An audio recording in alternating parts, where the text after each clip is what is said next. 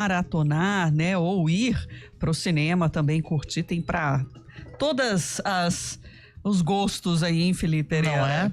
E o Adolescência, que é a nova série que o Marco trouxe, né, da Netflix, estreou já no dia 14 de março, mas tem causado bastante impacto, conquistando os telespectadores e assumindo também uma liderança aí no serviço de streaming, além de tornar o tópico de diversões aí na web algo reflexivo, principalmente para os pais. Para você que não conhece a história ainda, um jovem de 13 anos é acusado de matar uma colega de escola a facadas, e a história explica os efeitos desse crime na família dele e também na sociedade de uma forma geral. E aí o comportamento, né, desse adolescente e os códigos que são criados, inclusive nessa referência da comunicação virtual dos adolescentes, daquele comportamento mais intimista, Felipe Pereira, de ficar trancado dentro do quarto. Introspectivo, né? Até a respeito disso, a nossa ouvinte, ela mandou aqui a Vera, né? Que na época dela ela não tinha essa opção, porque era uma família grande, 11 irmãos. Então. E com pouca diferença de idade entre eles, e aí tinha que interagir, né? Ou era socializar ou não era, né? Não tinha muito isso. E ela teve uma adolescência bastante tranquila. E a gente fez essa provocação sobre essa reflexão, né? De lidar com as gerações, de como ficam as relações e as preocupações, principalmente dos pais e daqueles que já assistiram essa minissérie, de lidar realmente com os filhos, de saber se aquilo que eles estão colocando às vezes nas redes sociais, até exemplificando pelo emoji, significa realmente aquela carinha, ou se eles usam para enganar também nessa comunicação, né, criando um novo dialeto ali. São os desafios, não é, que a adolescência passa hoje com essas novas, que os pais principalmente, né, passam hoje com essas novas tecnologias e com essa nova forma de comunicação. É aquela história, né, a cada novo desenvolvimento de tecnologia de comunicação, foi assim quando o telefone ficou muito mais acessível, foi assim no começo da internet, agora está sendo assim com as redes sociais e com os aplicativos de mensagens. Então são desafios que as novas gerações, não só de adolescentes, mas as novas gerações de pais também têm que lidar, também têm que entender como lidar, porque muitos desses pais viveram em outra geração, seja a geração da internet ou seja a geração do telefone. Então as formas de comunicação são absolutamente diferentes. E temos mais repercussão, viu, Fê? Pode concluir. A gente está falando aqui de revoluções tecnológicas que são absolutamente naturais. Então, é claro que uma geração que pegou o e-mail, que começou a conversar no e-mail, eventualmente, pode ainda estar mais adaptado às redes sociais. Mas, infelizmente, existe essa necessidade, essa possibilidade de adaptação que tem que acontecer. Não tem jeito, gente, não tem escapatória. A gente vive hoje num mundo absolutamente conectado. Então os pais também têm que estar conectados e têm que também entender, mesmo que não aceitem ou mesmo que não compreendam, mas tem que entender a linguagem dos jovens para justamente proteger o que os filhos estão fazendo nas redes. Agora, os especialistas, né, no comportamento humano, principalmente da infância e da adolescência, eles trazem uma atenção, né, desse mundo da ficção mais para a realidade, né? Quando desperta essa reflexão dos pais, da gente também remeter ao nosso passado, né? De entender dentro da nossa evolução aí como seres, como nós também podemos impactar na vida dos nossos filhos, né? Como tem uma referência lá do nosso passado e como isso se passa através das gerações. Você falou que tinha mais uma repercussão, não é, Sandra? Antes da gente... Isso, a ouvinte falando a respeito, né, da provocação da série, que recomenda assistir e traz aqui, né, uma lembrança da adolescência que foi tranquila, que marcou bastante para nosso ouvinte, foi o primeiro emprego aos 15 anos. Era uma fase difícil, né? Precisava trabalhar, além da condição de estudar, né? Diferente segundo ela, que pontua dessa nova geração que tem mais acesso. Ela tem muita razão. E a Thelma Abraão, que é neurocientista, especialista em desenvolvimento infantil, está aqui com a gente para nos ajudar a ampliar um pouquinho mais essa reflexão. Seja bem-vinda, Thelma. Muito obrigada, é um prazer estar aqui. Bom dia a todos. Bom dia. Faz sentido essa preocupação toda dos pais, né, de se sentirem tão incomodados por uma série que está na ficção, mas que faz remeter à nossa realidade? Na verdade, esse olhar que essa série está trazendo é fundamental, porque, infelizmente, nós tendemos a negligenciar uma fase muito importante da vida humana, que são os primeiros anos de vida. Quando eu falo em negligenciar, quando a criança tem 1 ano, 2, 3, 4, muitas vezes a gente simplesmente pensa, essa criança não entende nada, essa criança não sabe nada, né, do que está acontecendo em volta. E isso é verdade, a gente nasce com um cérebro totalmente imaturo e sem compreender racionalmente o que está acontecendo ao nosso redor. Porém, os primeiros anos de vida são fundamentais no que a gente chama de formação de vínculo, formação de apego com o cuidador primário. O que é um cuidador primário? Pode ser o pai, a mãe, a avó, é aquela pessoa responsável por cuidar daquela criança.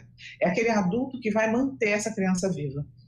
Então, esses primeiros anos, a neurociência mostra o impacto dele na construção da nossa autoestima, na nossa visão de mundo, na nossa sensação de capacidade e principalmente na nossa saúde mental e emocional.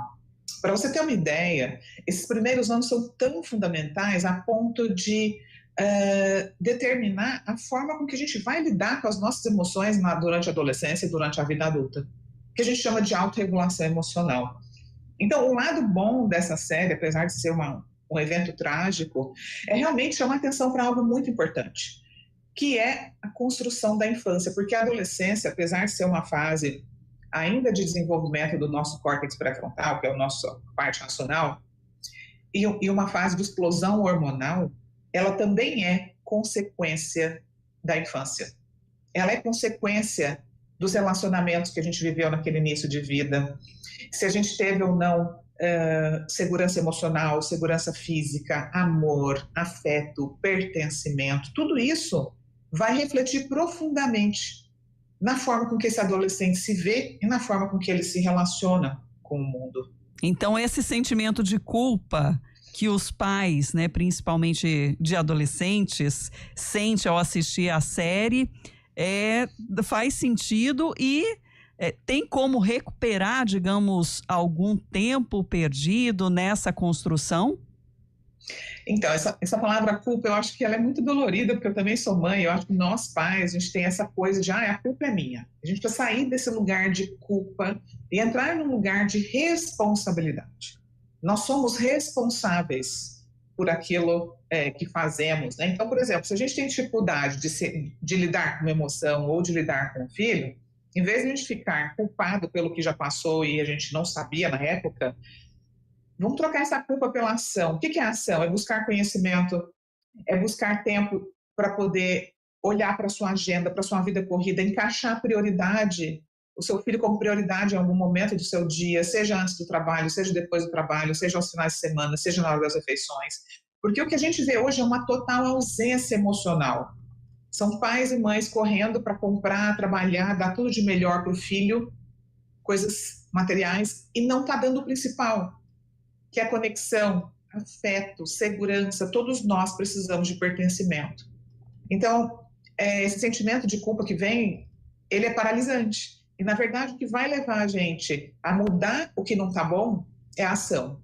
É tirar esse adolescente das telas, é sim colocar limite no tempo de telas. Não é porque o adolescente, ele gosta das telas, vai ficar lá até quando quer. Não, tem que ter limite. Os pais têm que ter controle. O que esse adolescente está acessando na internet? Existem inúmeras ferramentas parentais que podem ajudar os pais a compreenderem que mundo digital é esse que esse adolescente está vivendo, né? Então, ter tempos de lazer, de família, colocar esse adolescente para fazer um esporte, são momentos importantes de socialização, Porque o isolamento hoje é muito sério, né, que a tecnologia está levando, que é exatamente o que aconteceu na série. Um isolamento tão profundo que os pais simplesmente falaram, tá tudo bem, ele está dentro de casa, né? Dentro do quarto, né? E a gente até fez uma referência, lembrando da nossa infância ou adolescência, que a gente tinha esses momentos mais íntimos de ficar dentro do quarto, né? Por um período e não tínhamos naquela época acesso às tecnologias de hoje, né? E da dificuldade de entender isso mesmo, né? Desse acesso para um mundo tão vasto e que a gente não consegue dimensionar. Exatamente. Assim, vou falar também, eu me incluo, na nossa época, né? Um adolescente querer ficar um pouco só faz parte, é saudável, é a solitude, né? Se descobrindo, refletindo sobre muitas coisas que acontecem ao longo da vida. Isso aí a solitude, ela é saudável para o adulto também. A questão é que o isolamento social, ele é diferente, né? É aquele adolescente que ele já não tem mais prazer em sair, ele não tem prazer em ter amigos, ele não tem prazer em ir numa festa, ele só quer ficar ali dentro. E o mundo dele se torna uma tela. Então, por trás daquela tela existe um mundo totalmente desconhecido para milhares de pais. E é esse o grande problema, né? Que a gente precisa se atentar agora. Thelma, e a pandemia acabou tendo um efeito devastador nesse sentido, porque pegou justamente parte da adolescência dessa geração atual.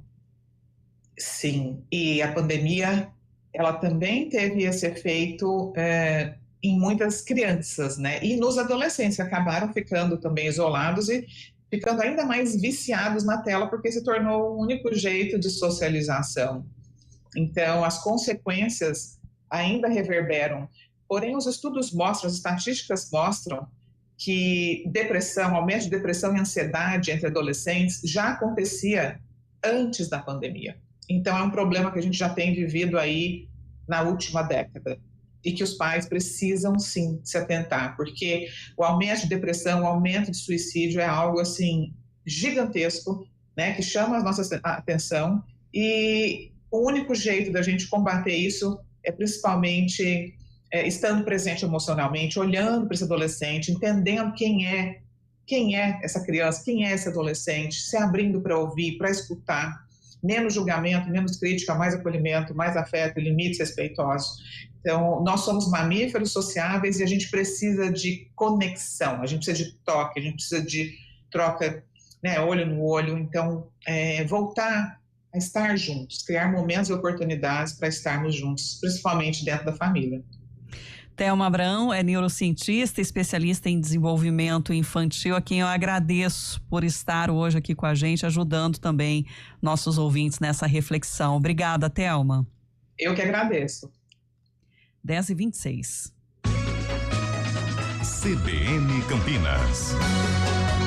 Oferecimento